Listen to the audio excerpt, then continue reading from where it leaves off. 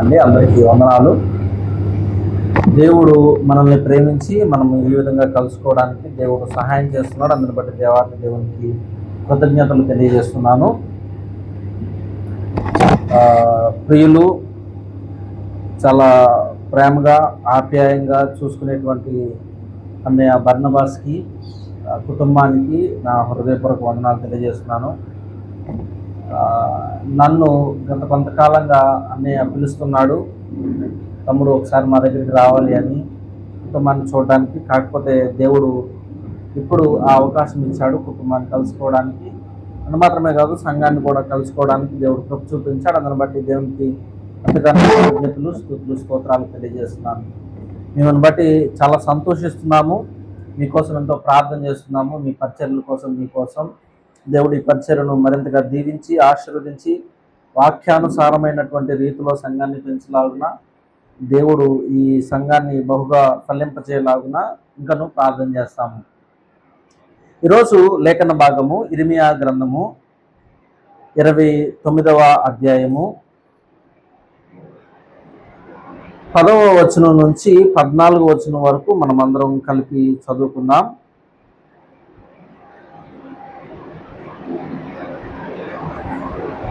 మనమందరం కలిపి ఏకకంఠంతో ఏకస్వరంతో చదువుకుందాము. ఇర్మియా గ్రంథము 29వ అధ్యాయము 10వ వచనం నుంచి 14వ వచనం వరకు, 652వ పేజీ.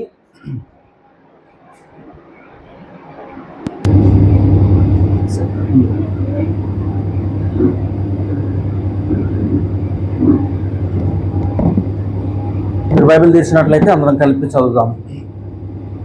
యెహోవా ఈ ఆజ్ఞ ఇచ్చున్నాడు, బబులోను రాజ్యమునకు 70 సంవత్సరములు గతించిన తర్వాతనే మిమ్మల్ని గూర్చి నేను పలికిన సువార్త నెరవేర్చి ఈ స్థలమునకు మిమ్మల్ని తిరిగి రప్పించున్నట్లు నేను మిమ్మల్ని దర్శింతును. నేను మిమ్మల్ని గురించి ఉద్దేశించిన సంగతులు నేను ఎరుగుదును.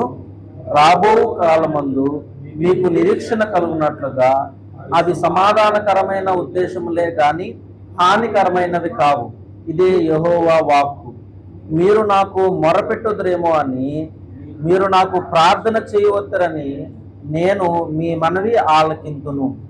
మీరు నన్ను వెతికిన ఎడల, పూర్ణ మనసుతో నన్ను గురించి విచారణ చేసిన ఎడల మీరు నన్ను కనుగొందురు. నన్ను నేను మీకు కనపరుచుకొందును. ఇదే యెహోవా వాక్కు. నేను మిమ్మల్ని చెరలో నుండి రప్పించదును. నేను మిమ్మల్ని చెరపట్టి ఏ జనములోనికి, ఏ స్థలములోనికి మిమ్మల్ని తోలివేసెత్తునో ఆ జనములో నుండి ఆ స్థలములో నుండి మిమ్మల్ని సమకూర్చి రప్పించదను. ఇదే యెహోవా వాక్కు. ఎచ్చటి నుండి మిమ్మల్ని చెరకు పంపితునో అచ్చటికే మిమ్మల్ని మరలా రప్పించును. చిన్న ప్రార్థన చేసుకుందాం. కృపగల తండ్రి, దయగల దేవా, నీ పరిశుద్ధమైన పాదాలకు వందనాలు, స్తుతులు, స్తోత్రాలు. ఈ సాయంకాల సమయంలో వాక్యాన్ని మేము నేర్చుకుంటుండగా, అయా ప్రభువా, ధ్యానం చేస్తుండగా దయచేసి మా అంతరంగిక జీవితంతోనూ, మా ఆధ్యాత్మిక జీవితంతోనూ, మా శారీరక జీవితంతోనూ మీరు మాట్లాడండి. మమ్మల్ని బలపరచండి. నీ వాక్యం చేత మమ్మల్ని ప్రోత్సహించి పురికొల్పమంటూ ప్రార్థన చేస్తూ సమయాన్ని, వాక్యాన్ని మీరు దీవించి ఆశీర్వదించి మీరే మీ నామానికి మహిమ, ఘనత, ప్రభావాలు తెచ్చుకోమంటూ యేసుక్రీస్తు నామములో ప్రార్థన చేస్తున్నాం తండ్రి, ఆమేన్. ప్రియమైన దేవుని సంగమా, మనము ఈరోజు నేర్చుకోబోయేటువంటి విషయం ఏంటనంటే, మనకు శ్రమలు ఎందుకు వస్తాయి. శ్రమలు అనేటువంటివి అందరికీ కామన్. చిన్నపిల్లల శ్రమలు చిన్నపిల్లలకు ఉంటే, పెద్దవాళ్ళ శ్రమలు పెద్దవాళ్ళకు ఉంటాయి.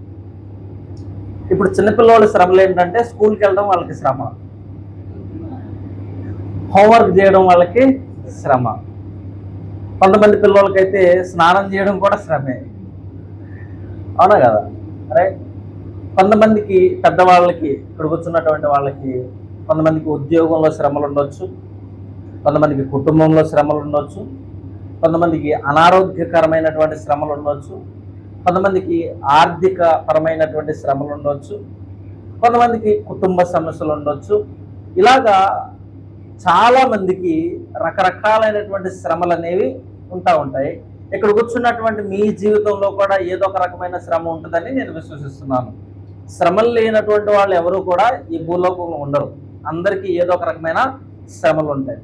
అయితే ఈ శ్రమలను గురించి మనం నేర్చుకోబోయేటువంటి విషయం ఏంటనంటే, మీరు యేసుక్రీస్తు ప్రభువారి దగ్గరికి వస్తే మీకు శ్రమలు రావు అని నేను చెప్పడం లేదు, కానీ యేసుక్రీస్తు ప్రభువారిలోకి వచ్చిన తర్వాత మీకు ఇంకా ఎక్కువ శ్రమలు వస్తాయి. ఆ శ్రమలను విశ్వాసంతో ఎలా అధిగమించాలి, ఆ శ్రమలలో మీరు క్రీస్తులో ఎలా ఎదగాలో ఈరోజు నేను మీతో పంచుకుంటాను. అయితే మనం చదివినటువంటి లేఖన భాగం ఇర్మియా గ్రంథం 29వ అధ్యాయము 10వ వచనం నుంచి 14వ వచనం వరకు ఏం జరుగుతుందంటే, దేవుడైనటువంటి యెహోవా ఇర్మియా ప్రవక్త ద్వారా ఇశ్రాయేల్ ప్రజలతో మాట్లాడుతున్నాడు. ఏమని మాట్లాడుతున్నాడు అంటే, ఈ వాక్య సందర్భాన్ని నేను మీకు తెలియజేస్తాను. ఇక్కడ ఏం జరుగుతుందంటే, ఇశ్రాయేల్ ప్రజలు చెరలోకి కొనుక్కోబడ్డారు. వీళ్ళు బబులోనులో బానిసలుగా ఉన్నారు. ఇప్పుడు వీళ్ళ దగ్గర సుఖం లేదు, వీళ్ళ దగ్గర సంతోషం లేదు. వీళ్ళు బానిసలుగా బబులోనులో 70 సంవత్సరాల పాటు ఉన్నారు. ఎన్ని సంవత్సరాలండి? 70 సంవత్సరాలు. అయితే ఈ 70 సంవత్సరాల చరకాలంలో వీళ్ళ జీవితంలో సుఖం సంతోషం లేదు. వీళ్ళు పనిచేస్తూ శ్రమను పొందుతూ కష్టాన్ని అనుభవిస్తూ వీళ్ళు జీవిస్తున్నారు అన్నమాట. అయితే వీళ్ళ యొక్క దృష్టిలో, వీళ్ళ యొక్క ఆలోచనలో వీళ్ళు ఏమనుకున్నారంటే, దేవుడు మమ్మల్ని విడిచిపెట్టేశాడు, మేము తీర్పు గుండా వెళ్తున్నాము, మేము మా జీవితంలో కష్టాన్ని అనుభవిస్తున్నాము, దేవుడు మమ్మల్ని పట్టించుకోవడం లేదు అనేటువంటి ఆలోచనలో వాళ్ళు ఉన్నారన్నమాట. అయితే వారికి సమాధానం చెప్పడానికి దేవుడైనటువంటి యెహోవా ఇర్మియాను పంపించి ఏమన్నాడంటే, అయ్యా, మీరు ఏదైతే శ్రమ అనుకుంటున్నారో, మీరు ఏదైతే కష్టం అనుకుంటున్నారో, అది శాశ్వత కాలం ఉండేది కాదు, అది నిరంతరము నిత్యము ఉండేది కాదు, అది కేవలం కొంతకాలం మాత్రమే ఉంటుంది. ఒకవేళ ఆ శ్రమ వీడకపోయినా మీరు ఒకానొక రోజున ఈ లోకాన్ని విడిచేటువంటి వారుగా ఉన్నారు. మీరు ఈ లోకాన్ని విడిచిన తర్వాత ఆ శ్రమకు పూర్తి ముగింపు అనేది వస్తుంది. మీరు శ్రమను విడిచి మహిమలోకి ప్రవేశిస్తారు. ఆ మహిమలో మీకు ఎట్లాంటి శ్రమలు అనేవి ఉండవు. రైట్? ఉదాహరణకు నాకు క్యాన్సర్ అనేటువంటి వ్యాధి వచ్చింది అనుకుందాం. క్యాన్సర్ వ్యాధితో బహుశా నేను ఈ భూలోకంలో 20 సంవత్సరాలు బాధపడవచ్చు, ఒకవేళ 10 సంవత్సరాలు బాధపడవచ్చు. కానీ దీని తర్వాత నాకు ఒక జీవితం ముందు చూసారా, ఆ జీవితంలో నాకు క్యాన్సర్ అనేది రాదు, ఆ క్యాన్సర్ అనేది నాకు ఉండదు. రైట్? అట్లాంటి లోకంలోకి నేను వెళ్తాను అనమాట. కాబట్టి ఏ శ్రమ అయినా శాశ్వత కాలమైనదిగా ఉండేది కాదు. క్రీస్తులో ఉన్నటువంటి మనకు శ్రమలు అనేవి కొన్ని పాఠాలు నేర్పించడానికి దేవుడు పెట్టాడనమాట. ఆ పాఠాలు ఏంటో మనం చూద్దాము. మొదటిగా మనం 10వ వచనాన్ని చదువుకుందాం. యెహోవా ఈ ఆజ్ఞ ఇచ్చుచున్నాడు, బబులోను రాజ్యమునకు 70 సంవత్సరములు గతించిన తర్వాతనే మిమ్మల్ని గురించి నేను పలికిన శుభవార్త నెరవేర్చి ఈ స్థలమునకు మిమ్మల్ని తిరిగి రప్పించినట్లు నేను మిమ్మల్ని దర్శించును. నేను మిమ్మల్ని కొన్ని ప్రశ్నలు అడుగుతాను, వాక్యం నుంచి మీరు నాకు సమాధానం చెప్పండి. ఎవరు ఈ మాటలు చెప్తున్నారు? చెప్పండి. యెహోవా ఈ మాటలు చెప్తున్నాడు. ఎవరి ద్వారా ఈ మాటలు చెప్తున్నాడు? ఇర్మియా ద్వారా. Very good. ఎవరితో ఈ మాటలు చెప్తున్నాడు? బబులోనులో ఉన్నటువంటి యూదా ప్రజలతో ఈ మాటలు చెప్తున్నాడు అన్నమాట. ఓకే, ఏమని చెప్తున్నాడు? బబులోను రాజ్యమునకు 70 సంవత్సరములు గతించిన తర్వాతనే. రైట్? ఇప్పుడు వీళ్ళు చేసినటువంటి పాపాన్ని బట్టి యూదా ప్రజలను దేవుడు శిక్షిస్తున్నాడు. రైట్? హెబ్రీయులకు రాసిన పత్రికలో ఈ మాట రాస్తుంది అనమాట. ఏమనంటే, తాను ప్రేమించినటువంటి బిడ్డలను ఆయన శిక్షించును. రైట్? దేవుడు ఎవరినైతే ప్రేమిస్తాడో వాళ్ళని శిక్షిస్తాడు. ఇప్పుడు సర్వసాధారణంగా మాట్లాడుతున్నాం, తల్లిదండ్రులు పిల్లల్ని ఎందుకు కొడతారు? వాళ్ళకి క్రమశిక్షణ రావాలని కొడతారు, అంతే కదా.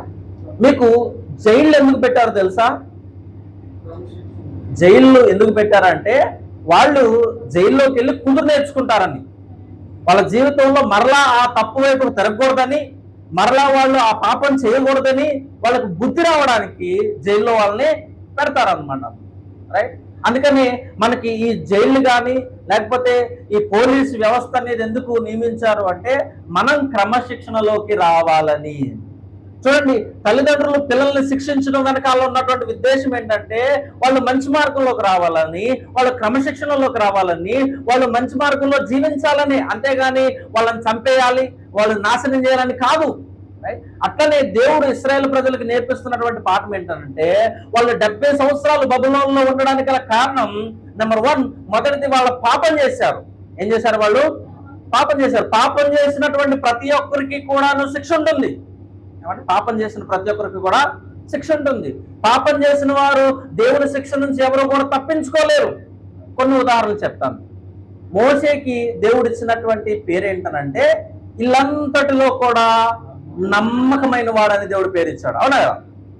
ఇప్పుడు దేవుడు ఆఖరిగా తన జీవితంలో ఏం చెప్పాడంటే, మోషే, ఇదిగో నువ్వు నడిపిస్తున్నటువంటి ప్రజలందరూ కూడాను వాగ్దాన దేశానికి వెళ్తారు, కానీ నువ్వు మాత్రం వాగ్దాన దేశానికి వెళ్ళవు అన్నాడు. ఎందుకో తెలుసా? దేవుడు ఏం చెప్పాడంటే, నువ్వు బండతో మాట్లాడు అని చెప్పాడు, కానీ మోషే ఏం చేశాడు? కొట్టాడు. దేవుని మాటను మీరాడు, దేవుని ఆజ్ఞను ఆయన ఉల్లంఘించాడు. కాబట్టి ఏం జరిగింది? ఆయన వాగ్దాన దేశానికి ప్రవేశించలేదు. ఇల్లంతటిలో నమ్మకమైన వాడు ఏమండి వాగ్దాన దేశాన్ని చూడలేరు. ఏమండి నా మాటలు చాలా జాగ్రత్తగా ఉండండి. నమ్మకమైనటువంటి మోషేనే దేవుడు వదిలిపెట్టలేదు. ఏమండి విశ్వసనీయత కలిగినటువంటి మోషేని దేవుడు పాపానికి తగినటువంటి శిక్షను, అవిధేయతకు తగినటువంటి శిక్షను ఆయన విధించాడు. ఓకే, రెండో ఉదాహరణ మనందరికీ బాగా తెలుసు, దావీదు గారు. ఎవరండి? దావీదు గారు. ఆయనకి దేవుడు ఇచ్చినటువంటి పేరు ఏంటారంటే హృదయానుసారుడు. ఎవరండి? హృదయానుసారుడు. అయితే ఈ హృదయానుసారుడు అనేటువంటి దావీదు గారు ఆయన తన జీవితంలో పాపం చేశాడు. బెత్షెబాతో వ్యభిచారం చేశాడు. తర్వాత కావాలని తన భర్త అయినటువంటి ఉరియాని చంపించేశాడు. అందుకు దేవుడు ఏమన్నాడో తెలుసా? ఇదిగో నీ పాపం అయితే క్షమించబడుతుంది, కానీ నువ్వు నాకు మందిరాన్ని కట్టడానికి వీల్లేదు. You should not build my temple. ఏమండి ఎంతో గొప్ప పేరు కలిగినటువంటి దావీదు ఇంచుమించు 73 కీర్తనలు రాశాడు. ఆయన రాజుగా పరిపాలించాడు. ఏమండి ఎంతో గొప్ప నైపుణ్యత కలిగినటువంటి మనిషి. ఆయనకు ఉన్నటువంటి టాలెంట్ ఏంటంటే, ఆయన యుద్ధానికి వెళ్ళాడంటే గెలిచే వస్తాడు కానీ ఓడిపోయి రాడు అనమాట. అంత టాలెంట్ ఉంది. అయినా సరే దేవుడు ఏమన్నాడంటే, నువ్వు నా మందిరాన్ని కట్టడానికి వీలేదు. You should not build my temple. ఎందుకనంటే ఆయన దేవుడు పెట్టినటువంటి ఆజ్ఞను, దేవుడు ఏర్పాటు చేసినటువంటి విధిని పాటించలేదు. అందుకే దేవుడు ఏం చేశాడంటే, హీ పనిష్డ్ డేవిడ్. రైట్? ఇప్పుడు మోషే, దావీదు లాంటి వాళ్ళని దేవుడు శిక్షించాడంటే నిన్ను వదిలిపెడతాడండి? ఏమండి? సో మన జీవితంలో దేవుడు ఏర్పాటు చేసినటువంటి ప్రణాళిక, లేకపోతే దేవుడు కలిగి ఉన్నటువంటి ప్రణాళిక, ఒకవేళ మనం అవిధేయులుగా పాపంలో ఉంటే దేవుడు మనల్ని కూడా శిక్షిస్తాడు. ఇప్పుడు ఇశ్రాయేలు ప్రజలు శిక్షించాడు. వాళ్ళతో ఏం చెప్పాడంటే, ఖచ్చితంగా మీరు 70 సంవత్సరాల పాటు ఈ యొక్క బానిసత్వంలో ఉండాల్సిందే. There is no other way. ఇక్కడ ఏం జరిగిందంటే కొంచెం సమస్య వచ్చిందనమాట. ఏంటి ఆ సమస్య? ఒకసారి మనం పైకి వెళ్ళి 8వ వచనం చదువుదాం. 8వ వచనంలో ఏం జరుగుతుందంటే, ఇశ్రాయేలు దేవుడును సైన్యములకు అధిపతి యెహోవా ఇలాగు సెలవిస్తున్నాడు, మీ మధ్యనున్న ప్రవక్తల చేతనైనను మంత్ర జ్ఞానుల చేతనైనను మీరు మోసపోకుడి, మీలో కలకను మాటలు వినకుడి. మీలో ఎవరైతే కళ్ళగన్నారో వాళ్ళ మాటలు వినొద్దు. ఏం జరుగుతుందంటే, కొంతమంది అబద్ధ ప్రవక్తలు వచ్చేసి ఏం చెప్తున్నారంటే, మీకు 70 సంవత్సరాల పాటు మీకు యోధాలో మీరు బబులోనులో బానిసలుగా ఉండాల్సిన పని లేదు, దేవుడు మిమ్మల్ని త్వరలోనే మిమ్మల్ని విడుదల చేస్తున్నాడని అబద్ధ ప్రచారం చేస్తున్నారు అనమాట. దానికి దేవుడు చెప్పాడు అనమాట. ఏమనంటే, వాళ్ళు నాకు సంబంధించిన వాళ్ళు కాదు, నేను వారిని పంపించలేదు, వాళ్ళు అబద్ధ బోధకులు, కాబట్టి మీరు అబద్ధ బోధకులను అబద్ధ ప్రవక్తల యొక్క మాట వినొద్దు, నమ్మొద్దని చెప్పాడు. 9వ వచనం చూడండి, వారు నా నామమును బట్టి అబద్ధ ప్రవచనములు మీతో చెప్పుదురు, నేను వారిని పంపలేదు. ఇదే వాక్కు. దేవుడు చెప్తున్నాడు అనమాట, నేను వారిని పంపించలేదు. ప్రియమైన దేవుని సంగమా, నా మాటలు వినండి. ఈ రోజున దేవుని సేవకులని చెప్పుకుని చాలా మంది తిరుగుతున్నారు. దేవుడు మమ్మల్ని పంపించాడు, దేవుని పేరట, దేవుని నామం పేరట అనేక పరిచర్యలు జరుగుతున్నాయి, కానీ అవి దేవునికి సంబంధించినటువంటి పరిచర్యలు కావు. అవి ఎవరి పరిచర్యలు అంటే వాళ్ళ పరిచర్యలు. వాళ్ళ పేర్లు స్థాపించబడడానికి, వాళ్ళ యొక్క పరిచర్యలో గొప్ప తెచ్చుకోవడానికి, వాళ్ళు డబ్బులు సంపాదించుకోవడానికి, వాళ్ళు ఉన్నతమైనటువంటి స్థితిని, స్థానాన్ని ఈ భూలోకంలో సంపాదించుకోవడానికి వాళ్ళు చేసే జిమిక్కులు, మ్యాజిక్లు అనమాట. మీరు యేసుక్రీస్తు దగ్గరికి రండి, మీకు స్వస్థత వచ్చిద్ది. మీరు యేసుక్రీస్తు దగ్గరికి రండి, మీకు పెళ్లి అయ్యిద్ది, ఉద్యోగం వచ్చిద్ది, ప్రమోషన్ వచ్చిద్ది, స్వస్థపరచబడతారు, బాగు చేయబడతారు అని చెప్పేసి కొంతమందిని ఆకర్షించడానికి ఇవన్నీ చెప్తారు అనమాట. దేవుడు ఇవన్నీ చేయడా అంటే చేస్తాడు, కానీ అది ఆయన సమయంలో చేస్తాడే. కానీ మీరు ఎక్కడో పాస్టర్ గారి దగ్గరికి వెళ్తే ఇవేవి కూడా జరగవు, కలుగవు. ఏమని? ఇవేవి కూడా జరగవు. మీరు దేవుని దగ్గరికి రండి, మీరు విశ్వసనీయతను చూపించండి, మీరు నమ్మకంగా ప్రార్థన చేయండి, అప్పుడు దేవుడు వాటిని మీకు అనుగ్రహించవచ్చేమో. రైట్? అంతేగాని ఎవరో పాస్టర్ దగ్గరికి వెళ్తే మాకు ఏదో జరిగిద్ది అనేటువంటి ఆలోచన విధానాన్ని మీరు కలిగి ఉండొద్దు. ఏమండి? ఇశ్రాయేలు ప్రజలతో కూడా చెప్తున్నాడు కదా, ఏమని? మీ దగ్గరికి కొంతమంది వచ్చారు, వాళ్ళు ఏవో మాటలు చెప్పారు, మీరు వాటిని నమ్మొద్దు, ఎందుకంటే నేను వాళ్ళని పంపించలేదు. రైట్? మీరు ఖచ్చితంగా 70 సంవత్సరాల పాటు బబులోనులో, చెరసాలలో బానిసలుగా ఉండవలసిందే. దేవుడు పెట్టినటువంటి క్రమశిక్షణ టైం అది. Right? God kept the discipline time. అన్ని సంవత్సరాల వాళ్ళు ఆ డిసిప్లిన్ నేర్చుకోవాలి. ఏమండి? అంతేగాని వాళ్ళు తప్పించుకోవడానికి ఎక్కడ వీల్లేదు. నా మాటలు వినండి. కొన్నిసార్లు మనం కూడా దేవుడిని ప్రశ్నించవచ్చు, అయ్యా ఎంతకాలం నేను ఈ శ్రమను పొందుకోవాలి, ఎంతకాలం నాకు ఈ అనారోగ్య పరిస్థితి, ఎంతకాలం నాకు ఈ ఆర్థిక ఇబ్బంది, ఎంతకాలము నా మూలుగులు, నా ఏడుపు, నా యొక్క బలహీనత, నా యొక్క శక్తిహీనత, ఎంతకాలం నేను కుటుంబ సమస్యతో పోరాడాలి అని మనం అనుకోవచ్చు. కానీ దేవుడు దానికి ఒక టైం పెట్టాడు. ఆ టైం వరకు అది జరిగిద్ది. నువ్వు నేను దేవుడితో దెబ్బలాడినంత మాత్రాన దాన్ని దేవుడు తీసేయడు. రైట్? దేవుడు దాన్ని తీసేయడం అంటే మనము దేవుని యొక్క విధానాన్ని, దేవుని యొక్క పద్ధతిని మనం మార్చలేము. We cannot change the plan of God. Right? దేవుడు కలిగి ఉన్నటువంటి ప్రణాళికను మనం మార్చలేము. అంత మాత్రమే కాదు, మనం చూసినట్లయితే బబులోను రాజ్యమునకు 75 సంవత్సరములు గతించిన తర్వాతనే, ఏమండి, అది అవ్వాలి, ఆ పీరియడ్ అవ్వాలి, 70 సంవత్సరాలు అవ్వాలి. అప్పుడే నేను మిమ్మల్ని గురించి పలికినటువంటి మాటలు నెరవేరుతాయి. నేను మిమ్మల్ని మరలా తిరిగి నేను రప్పిస్తాను, నేను మిమ్మల్ని దర్శిస్తాను. కాబట్టి మీరు నా సమయం కోసం ఎదురు చూడాలి, నా యొక్క సమయం కోసం ఎదురు చూడాలి. మనకంతా ఏంటంటే ఇన్స్టాంట్గా జరిగిపోవాలి. ఇప్పుడు మన ఆంధ్రప్రదేశ్, తెలంగాణలో సంఘములు పుట్టగొడుగులా పెరుగుతున్నాయి. విశ్వాసులు ఏం చేస్తున్నారంటే పేరుకు విశ్వాసులు, వాళ్ళ విశ్వాసులు కాదు, పేరుకు విశ్వాసులు అనమాట. ఓకే, బర్నబాస్ పాస్టర్ గారి దగ్గర మాకు కార్యం జరగట్లేదు కాబట్టి మేము ఇంకొకరి దగ్గరికి వెళ్తాం, ఇంకొకరి దగ్గర కార్యం జరగట్లేదు కాబట్టి ఇంకొకరి దగ్గరికి వెళ్తాం, ఇంకొకరి దగ్గర కార్యం జరగట్లేదు కాబట్టి ఇంకొకరి దగ్గరికి వెళ్తాం అని చెప్పేసి వాళ్ళు రోజుకో సంఘాన్ని మారుస్తున్నారు అనమాట. ఏమన్నా రోజుకో సంఘాన్ని మారుస్తున్నారు. నువ్వు పాస్టర్ని మార్చవచ్చు కానీ దేవుడిని మార్చగలవా? దేవుడు మనసును మార్చగలవా? దేవుడు సమయాన్ని మార్చగలవా? దేవుడు జ్ఞానాన్ని మార్చగలవా? లేదు. You cannot change the God's constitution. దేవుని యొక్క నియమ నిబంధనలను, పద్ధతులు, విధానాలను మార్చలేవు. కాబట్టి దేవుని కోసం ఎదురు చూడాలి. మనము దేవుని కోసం ఎదురు చూడాలని 12వ వచనం, 13వ వచనం, 14వ వచనం రాయబడింది. ఏమని చేయాలంట మనము? మీరు నాకు మొరపెట్టుదరేమో అని, మీరు నాకు ప్రార్థన చేయవద్దరని నేను మీ మనస్సును, నేను నీ మనవిని ఆలకింతును. మీరు నన్ను వెతికిన ఎడల, పూర్ణ మనస్సుతో నన్ను గురించి విచారం చేసిన ఎడల మీరు నన్ను కనుగొందురు. చూసారా? ఇప్పుడు దేవుడు ఏం చెప్తున్నాడంటే, మీకు ఇన్స్టాంట్ గా ఏం జరగదయ్యా, అప్పటికప్పుడే చిటికలో ఏం జరగదు అని మీరు నా కోసం మీరు కనుగొనాలి, మీరు నన్ను కనుగోవాలి, మీరు నా కోసం ఎదురు చూడాలి, మీరు నా కోసం ప్రయాస కలిగి మీరు వేచి ఉండాలి. ఏమండి? వేచి ఉండాలి. దేవుడు అబ్రహాము జీవితంలో చేసినటువంటి కార్యం ఏంటంటే, దేవుడు అడిగిన వెంటనే అబ్రహాముకి పిల్లలు ఇవ్వలేదు. ఏమండి? వీళ్ళు అనుకుంటున్నారు ఇంకా భార్య అయితే హోప్స్ కోల్పోయిందనమాట. ఒకసారి దేవుడు వాగ్దానం చేశాడు, ఏంటనంటే, ఇదిగో నేను నీకు కుమారుని ఇస్తున్నానంటే సారా నవ్విందంట. ఏమండి? సారా నవ్విందేమో కానీ దేవుడు తన ప్రణాళికను నెరవేర్చడం మానలేదు. వాళ్ళు అనుకున్నారు 75 సంవత్సరాలకి వాళ్ళకి పిల్లలు పుడతారేమో అని, కానీ వాళ్ళ టైంలో జరగలేదు. అది ఎప్పుడు జరిగిందంటే దేవుడి టైంలో జరిగింది. 100 సంవత్సరాల టైంలో జరిగింది అనమాట. 25 సంవత్సరాలు వాళ్ళు వెయిట్ చేయాలి. ఏమంటే దేవుడు ఇచ్చేంత వరకు కూడాను వెయిట్ చేయాలి, రైట్? కొన్నిసార్లు దేవుడు మనల్ని కూడా వెయిట్ చేపిస్తాడనమాట. ఏది అడిగితే అది మనకి వెంటనే ఇవ్వడం.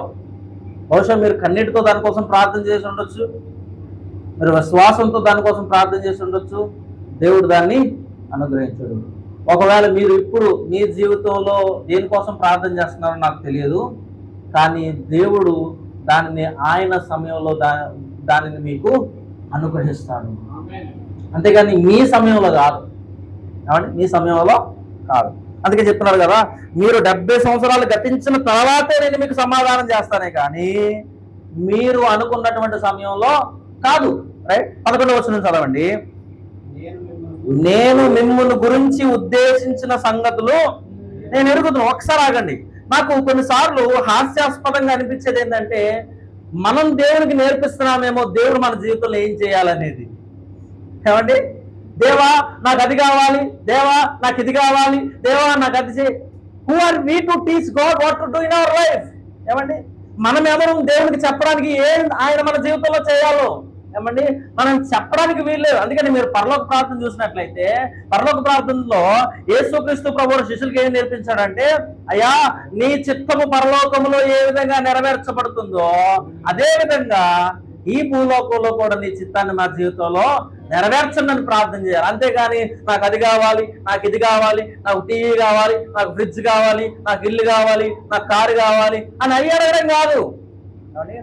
దేవుడుకు ఏది ఎప్పుడు ఎక్కడ ఎలా ఇవ్వాలో తెలుసు, ఏమండి? కాబట్టి ఆయన తన ప్రణాళిక చొప్పున దానిని మనకు ఎప్పుడు అవసరమైతే అప్పుడు దానిని మనకి దయచేస్తాడు.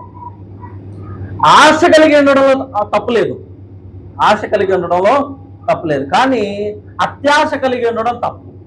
ఏంటండి? ఇప్పుడు నేను ప్రభువా పని చేస్తున్నాను, నాకు రోజుకి 500 వస్తున్నాయి, నా కుటుంబాన్ని పోషించుకోగలుగుతున్నాను, అది చాలు. ఇప్పుడు ఒకవేళ దేవుడిని, ప్రభువా నాకు 500 సరిపోవట్లేదు, నాకు రోజుకి 10,000 వచ్చే ఉద్యోగం అయ్యా, అదేంటది? అత్యాశ. ఆశపడడంలో తప్పులేదు. ప్రభువా నా భార్యకు నాకు ఒక వాహనం లేదు, ఒక వాహనం కొనుక్కోవడానికి నాకు సహాయం దయచేయి. అవసరాలను అడగడం తప్పులేదు, ఏమండి? అవసరాలకు మించి అడగడం తప్పు, అవసరాలకు మించి అడగడం తప్పు.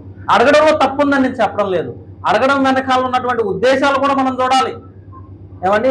దేవుణ్ణి ఏది అడుగుతున్నావు, ఎందుకు అడుగుతున్నావు, దాని ద్వారా నువ్వు ఏం నెరవేర్చాలనుకుంటున్నావు, ఒకవేళ దాని ద్వారా నిజంగా నువ్వు దేవుని మహింపరచాలనేటువంటి ఉద్దేశం నీలో ఉందా లేదా అనేది కూడా చాలా ప్రాముఖ్యం.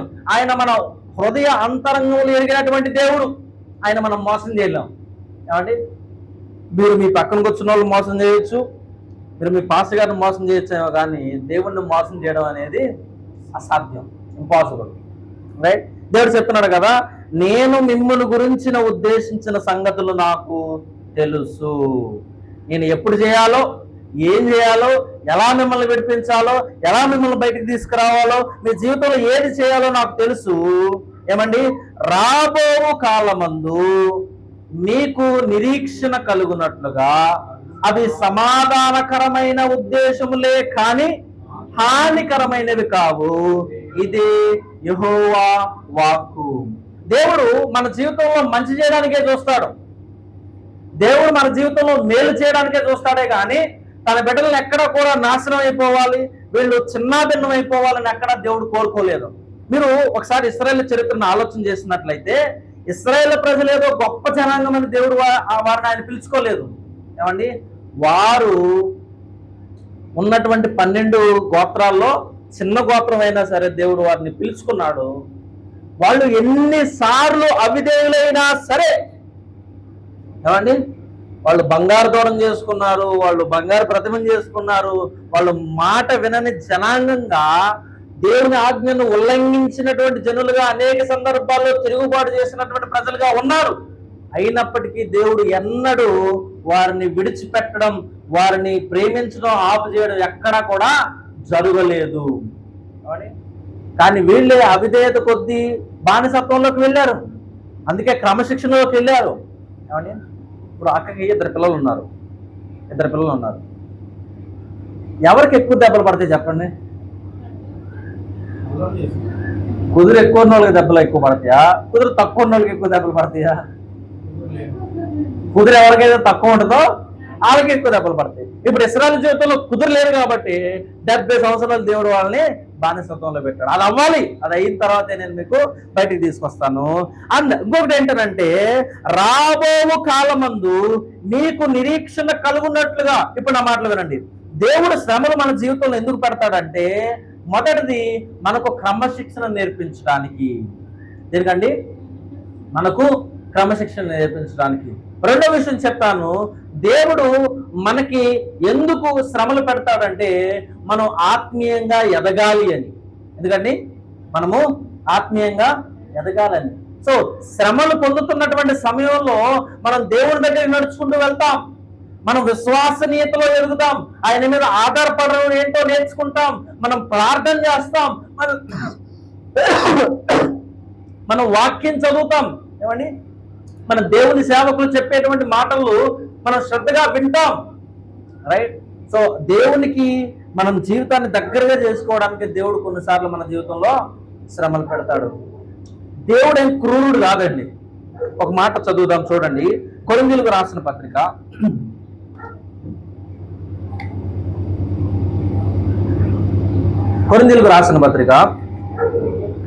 10వ అధ్యాయం, మొదటి కొరింథీయులకు రాసిన పత్రిక 10వ అధ్యాయము 13వ వచనం. సాధారణముగా మనుషులకు కలుగు శోధన తప్ప మరేది మీకు సంభవింపలేదు. వినండి ఈ మాట, దేవుడు నమ్మదగిన వాడు, మీరు సహింప కలిగినంత కంటే ఎక్కువగా ఆయన మిమ్మల్ని శోధింపనివ్వడు. అంతేకాదు, సహింపగలుగుటకు ఆయన శోధనతో తన్ను తప్పించుకొనుటకు మార్గమును కలుగజేయును. సో దేవుడేమి మన ఎడల ఘోరంగా ప్రవర్తించే దేవుడు కాదు. ఒకవేళ మన జీవితంలో శ్రమలు పెట్టాడంటే ఆ శ్రమల్లో ఆయన కూడా మనతో పాటు ఉంటాడు, ఆ శ్రమల్లో ఆయన కూడా మనతో పాటు నడుస్తాడు. ఆ శ్రమలను సహించడానికి, తట్టుకోవడానికి, ఓర్చుకోవడానికి నీకు సహనాన్ని కూడా ఆయన దయచేస్తాడు. రైట్. కాబట్టి దేవుడు విశ్వాసుల జీవితంలో కలిగి ఉన్నటువంటి ఉద్దేశములు అవి వారి జీవితంలో నిరీక్షణ కలుగు చేసేవిగా ఉండాలని ఆయన శ్రమలు పెడతాడు. అది మాత్రమే కాదు, అవి సమాధానకరమైన ఉద్దేశములే. అంటే వాళ్ళ జీవితంలో మంచి చేసేవే, మేలు చేసేవే, కానీ అవి హానికరమైనవి కావు. ఒకసారి ఇట్లా అనుకున్నాం, దేవుడు ఇశ్రాయేలు ప్రజల పట్ల ఒకవేళ ఆయన ప్రణాళిక కలిగి రాకపోతే ఆ జనాంగం మొత్తాన్ని ఒక చిటికలో నాశనం చేయొచ్చు, ఆ గోత్రాన్ని లేకుండా చేయొచ్చు, అవునా కాదు? కానీ దేవుడు ఎప్పుడైనా చేశాడండి అట్లాగా? వాళ్ళు యెహోషువకి వ్యతిరేకంగా మాట్లాడారు, సమూయేలుకు వ్యతిరేకంగా మాట్లాడారు. ఏమండి, దేవుని సేవకులు ఎంతో మంచి వాళ్ళు, వాళ్ళని పరిపాలించి దైవికంగా నడిపించడానికి ప్రయత్నం చేసినా వాళ్ళు దేవుని మాట వినలేదు.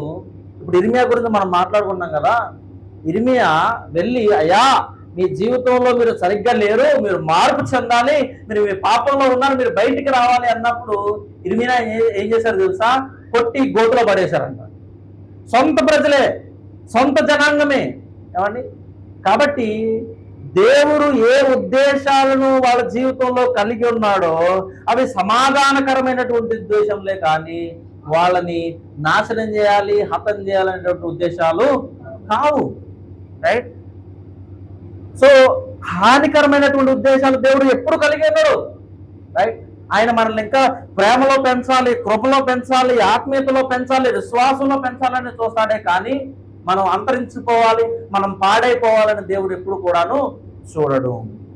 ఏమండి, సో దేవుడు మన దగ్గర నుంచి కష్టాల నుంచి కోరుకున్నటువంటి విషయం ఏంటనంటే, మనం 12వ వచనం, 13వ వచనం, 14వ వచనం చూద్దాము. ఏంటది?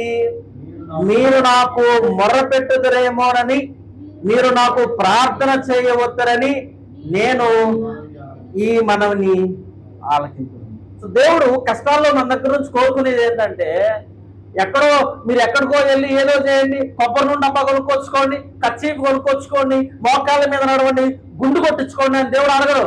దేవుడు ఏం చెప్తున్నాడు తెలుసా? మీరు మోకాళ్ళు వేసి ప్రార్థన చేయండి. ఏం చేయాలి? ఒకవేళ మీకున్నటువంటి చింత గురించి మీరు చింతించారనుకోండి, ఏం జరిగింది? మీరు మీ చింతని మూరడు ఎక్కువ చేసుకోలేరు, మీరు మూరడు తక్కువ చేసుకోలేరు. ఎందుకంటే మీ చేతిలో ఏమీ లేదు, సమస్తము దేవుని చేతిలో ఉన్నాయి. రేపేమి సంభవించునో నీకు నాకు తెలియకపోవచ్చేమో, కానీ దేవుడికి తెలుసు. ఎవరికి తెలుసు అండి? దేవుడికి తెలుసు. కాబట్టి నీ పని ఏంటనంటే ప్రార్థన చేయటం. ఏమండి? విశ్వాసంతో ప్రార్థన చేస్తే దేవుడు తన కార్యాలని జరిగిస్తాడు. ఏమండి? ఆ రోజున మనం చూసినట్లయితే ఏలియా ప్రార్థన చేయగా 3 సంవత్సరాలు వర్షం పడలేదు. మరలా ఏలియా ప్రార్థన చేసిన తర్వాత వర్షం అనేది పడింది. విశ్వాస సహితమైనటువంటి ప్రార్థన రోగిని స్వస్థపరుచును. రైట్? సో మనం ఎప్పుడైతే విశ్వాసంతో యథార్థంగా నీతిగా ప్రార్థన చేస్తామో దేవుడు దాన్ని దృష్టించి దేవుడు దాన్ని మనకి అనుగ్రహిస్తాడు, దేవుడు దాన్ని మనకు దయచేస్తాడు. కాబట్టి మనకున్నటువంటి ఏకైక డ్యూటీ కష్టాల్లో, శ్రమల్లో, ఇబ్బందుల్లో ఏంటంటే ప్రార్థన చేయడం. ఏం చేయాలి? ప్రార్థన చేయాలి. ఎవరి దగ్గరికి వెళ్ళొద్దండి. కొంతమంది ఏమనుకుంటారంటే పలానా పాస్టర్ దగ్గరికి వెళ్ళి ప్రార్థన చేయించుకుంటే మాకు స్వస్థత వచ్చింది అనుకుంటారు. అది అబద్ధం. అది అబద్ధం. ఎవరో పాస్టర్ గారి దగ్గర శక్తులు ఉంటే అందరూ వాళ్ళ దగ్గరికి వెళ్ళాలిగా. ఏమండి? ఏ పాస్టర్కి శక్తి లేదండి. అందరూ పాపులే, కృపచేత రక్షించబడిన వాళ్ళే, విశ్వాసం ద్వారా వాళ్ళు దేవుణ్ణి తెలుసుకున్నటువంటి వాళ్ళు, అంతే. ఏమండి? వాళ్ళకి ఏ శక్తులు లేవు, మాకు. అందుకే నేను మా సంఘం వాషనాక తెలుగు బిబ్లికల్ బ్యాప్టిస్ట్ చర్చ్లో నేనేం చెప్తానంటే, మీ దగ్గర ఏదైనా ప్రార్థన అవసరం ఉంటే మొట్టమొదటిగా మీరు ప్రార్థన చేయండి, దాని తర్వాత ఆదివారం మాకు ఆ ప్రార్థన రాసేవండి. అంతేగాని మీరు ముందు పరిగెత్తుకుంటూ వచ్చి పాస్టర్ గారి దగ్గర చెప్పొద్దు. మీరే ముందు మోకాళ్ళు వేసి ప్రార్థన చేయండి, మీరే దేవుణ్ణి అడగండి. ఏమండి? దేవుడు మీ విశ్వాసాన్ని చూసి బహుశా దాన్ని మీకు అనుగ్రహించవచ్చు. రైట్? దాన్ని మీకు అనుగ్రహించవచ్చు. సో మొట్టమొదటిది ప్రార్థన చేయడము. 13వ వచనము, మీరు నన్ను వెదకిన ఎడల, పూర్ణ మనసులో నన్ను గురించి విచారణ చేసిన ఎడల మీరు నన్ను కనుగొందురు, నన్ను నేను మీకు కనపరుచుకుందును, ఇదే యెహోవా వాక్కు. రైట్? మీరు శ్రమల్లో, కష్టాల్లో, ఇబ్బందుల్లో చేయాల్సినటువంటి పని ఏంటనంటే దేవుని గురించి విచారణ చేయాలి. దేని గురించి విచారణ చేయాలి? ఇప్పుడు దేవుడి గురించి మనం ఎలా తెలుసుకుంటాం? దేవుడు రాత్రి కల్లో మాట్లాడతాడా? దర్శనం ద్వారా మాట్లాడతాడా? ప్రవచనాల ద్వారా మాట్లాడతాడా? ఆయన కేవలము ఏమండి ఈ పరిశుద్ధ గ్రంథం చేత మాత్రమే మనతో మాట్లాడతాడు. కాబట్టి శ్రమల్లో, కష్టాల్లో మీరు చేయాల్సినటువంటి రెండో పని ఏంటనంటే దేవుని వాక్యాన్ని చదవడం. అందుకనే దేవుని వాక్యం ద్వారా మాత్రమే మన హృదయాలకు ఆదరణ కలిగిద్ది. ఇంకా ఈ భూలోకంలో ఎవరి ద్వారా మనకు సమాధానం రాదు. ఏమండి? కేవలం దేవుని వాక్యం ద్వారా మాత్రమే మన హృదయాలకు, మన జీవితాలకు సంతృప్తి, సంతోషము, ఆదరణ కలుగుతుంది. ఏమండి? వాక్యం లేకపోతే మనం లేవండి. ఏమన్నా వాక్యం తెలుసుకోకపోతే మనం అజ్ఞానంలోనే. రైట్? కొంతమందిని మూర్ఖుల్ని నేను చూస్తుంటాను, వాళ్ళు వాక్యం చదవరు కానీ ఎక్కడెక్కడికో పరిగెడుతుంటారు, అవివేకులు. ఏమండి? మీరు వాక్యం చదవండి. దేవుడు ఏమై ఉన్నాడు, ఆయన ఎట్లాంటి గుణలక్షణాలు కలిగిన వాడు, ఆయన తన ప్రజలతో ఎలా వ్యవహరిస్తాడు, ఆయన యొక్క వ్యక్తిత్వం ఏంటి, ఆయన యొక్క స్వభావం ఏంటి అనేది వాక్యం ద్వారా మీరు తెలుసుకోండి. అక్కడెక్కడ పరిగెడతారు ఎందుకు? ప్రశాంతంగా ఇంటి దగ్గర ఎవరు లేనటువంటి సమయంలో 10 అధ్యాయాలు చదవండి. దేవుడు ఏమై ఉన్నాడు, ఏం చేశాడు అనేది మీకు తెలిసింది. రైట్? వాక్యం చదవడం ద్వారా మన జీవితాలకు ఎంత బెనిఫిట్ అంటే మనం ఆత్మీయంగా ఎంతో ఎదగొచ్చు. ఆత్మీయంగా మనం ఎంతో ఎదగొచ్చు. చాలా ప్రాముఖ్యమైనటువంటి విషయం అండి. ఏమండి? వాక్యం చదవడం నెగ్లెక్ట్ చేయకూడదు, ప్రార్థన చేయడం నెగ్లెక్ట్ చేయకూడదు. ఒక విశ్వాసి ఆత్మీయంగా ఎదగాలి అంటే ఇవి రెండు చాలా ప్రాముఖ్యమైనవి. ఇవి రెండు చాలా ప్రాముఖ్యమైనది. ఒకవేళ మనం ప్రార్థన చేయకపోయినా, ఒకవేళ మనం వాక్యం చదవకపోయినా ఆత్మీయ జీవితంలో ఎదగలేము. You cannot grow spiritually. వాక్యం చదవడం ఏంటంటే దేవుడు మనతో మాట్లాడతాడు, ప్రార్థన చేయడం ఏంటంటే మనం దేవుడితో మాట్లాడతాము. ఒకవేళ దేవుడు మనతో మాట్లాడకపోయినా, మనం దేవుడితో మాట్లాడకపోయినా మన సంబంధం ఎదగదు, మనం ఆత్మీయంగా ఎదగలేము, ఆత్మీయంగా మనము ఎదగలేము. కాబట్టి శ్రమల్లో మనం దేవుడి గురించి తెలుసుకోవాలి, దేవుని ప్రేమను గురించి తెలుసుకోవాలి, దేవుని కృపణ గురించి తెలుసుకోవాలి. నీ హృదయపూర్వకంగా నీ పూర్ణ మనస్సుతో దేవుడు ఎవరు, ఆయన ఎట్లాంటి వాడు, ఆయన లక్షణాలు ఏంటో మీరు రుచి చూచి తెలుసుకోవాలి. అప్పుడు ఆయన ఏం చేస్తాడంటే 14వ వచనము,